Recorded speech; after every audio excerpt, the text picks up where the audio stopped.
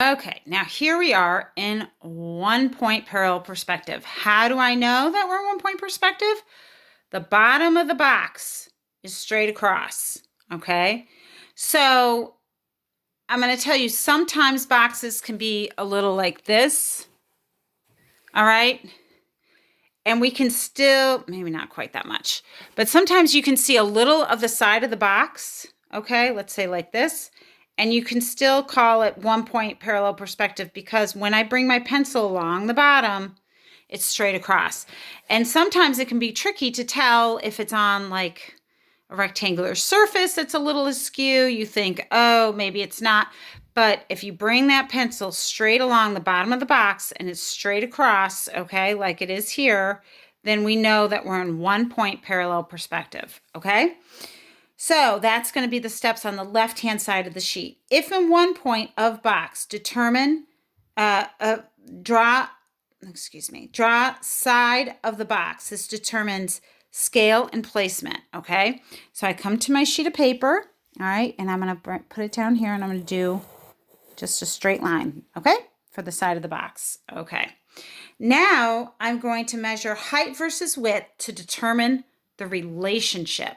Okay, so what does that mean? I come to the side of my box here, hold it, okay, and compare it to the top. And guess what? It's square, as I kind of figured it was.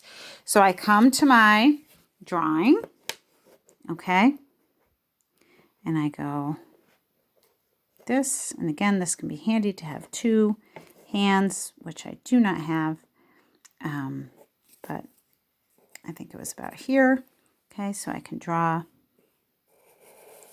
and I can again, very messy because I'm holding the phone, but you get the general idea. I can finish off the face of the box, okay? Height versus width is the same. That's why it's also nice to work with boxes because they tend to be very, like a 2-to-1 ratio or 3-to-1 ratio or square, so it does make it a little. Usually is something like that with the height versus width, so it makes it a little easier. Okay, so measure height versus width. Finish off the face of the box. Okay, here we are. Step 5, find eye level. So remember, this is where you go and you measure the side of the box, hold it, and go 1, 2, and again, little less than 3. That sounds about right. Now I tried to make my box a little smaller so we could actually see our eye level a little bit better on my paper. But again, I go 1, 2, little less than 3 puts me right about here, I think it was. Okay. So here is my eye level. And again, you can do this with a ruler to make it a little neater, but you're generally drawing a line. Okay. Now, you might say, well, if I measure, why can't I just take a measurement off the box, bring it down to my paper, and that's the size of my box? Yes, you can do that, okay? But here's the problem. That means you can only ever draw the box the size that it's in front of you. So you can't change up the scale. Sometimes you might want to make it bigger. Sometimes you might want to make it smaller.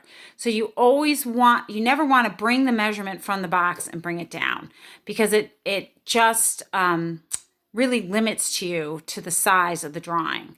The first line determines scale and placement, and you should make it any size and put it any place on the paper that you find is appropriate, okay? So now I'm going to sight my angle, okay? So I come to the side of the box, okay? Alrighty. And I'm going to bring it straight down to my box here. Okay, here we go. Something like that. Again, double check. Again, apologize if I'm making you dizzy. I'm getting myself dizzy too.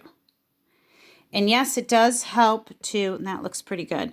Now, if you notice when I double check, I don't put it on top because I can't really see it. I put it next to it. And if it's a nice parallel line like that means that's a pretty good job.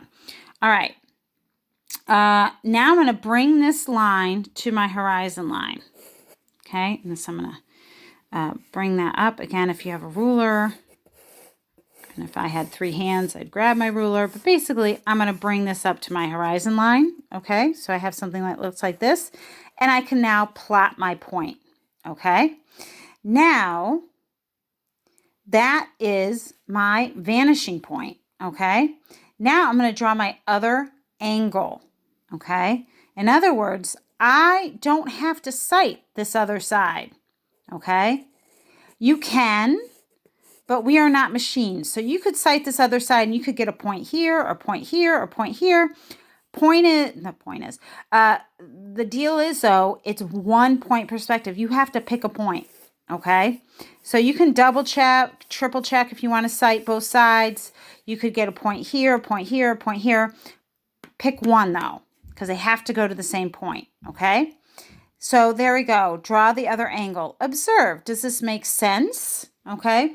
And what I mean by that is if you look at my box, okay, I'm clearly sitting, because these represent my eyes, okay? So I'm clearly sitting to the side of this box here, or at least that's where the phone is.